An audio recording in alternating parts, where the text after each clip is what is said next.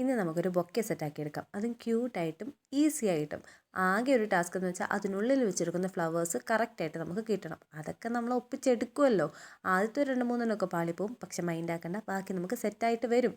ആദ്യം തിന്നായിട്ട് അത്യാവശ്യം length ഇട്ടൊരു paper ഇതുപോലെ കട്ട് ചെയ്തെടുത്ത് അതിങ്ങനെ ഒന്ന് റോൾ ചെയ്ത് കൊടുക്കണം. റോൾ ചെയ്യുമ്പോൾ പ്രത്യേകം നിങ്ങൾ ശ്രദ്ധിക്കണം, ആദ്യത്തെ ആ ഒരു സ്റ്റെപ്പ് പ്രോപ്പറായിട്ട് ഫോളോ ചെയ്യുക. കാരണം അതാണ് നമ്മുടെ പൂവിൻ്റെ ബേസ്. അത് കഴിഞ്ഞിട്ട് നിങ്ങൾ റോൾ ചെയ്യുന്ന സമയത്ത് ട്വിസ്റ്റ് ചെയ്ത് റോൾ ചെയ്ത് കൊടുക്കുക. എങ്കിൽ മാത്രമേ നമ്മുടെ ആ ഒരു പെറ്റൽ കറക്റ്റായിട്ട് നമുക്ക് കിട്ടത്തുള്ളൂ. പിന്നെ ബാക്കി വരുന്ന ഭാഗം നന്നായിട്ട് ഗമ്മ തേച്ച് ഇങ്ങനെ സെക്യൂർ ചെയ്തൊന്ന് ഒട്ടിച്ചെടുക്കുക. 2 കളർ ഷെയ്ഡിൽ ചെയ്തെടുക്കാമെന്ന് വിചാരിച്ചപ്പോൾ തന്നെ ക്യൂട്ടിൻ്റെ പര്യായ പദമായ പിങ്കിനെ എനിക്ക് ഉപേക്ഷിക്കാൻ തോന്നിയില്ല ഗൈസ്. അതുകൊണ്ട് ഒന്ന് പിങ്കും ഒന്ന് പർപ്പിളും.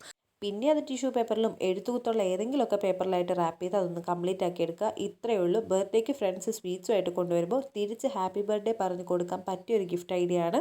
നിങ്ങൾക്ക് ഇത് ഇഷ്ടപ്പെട്ടെന്നുണ്ടെങ്കിൽ തീർച്ചയായിട്ടും ലൈക്ക് ചെയ്യുക. പിന്നെ ഒന്ന് സബ്സ്ക്രൈബ് ചെയ്ത് കമൻറ്റ് കൂടി ചെയ്തോ.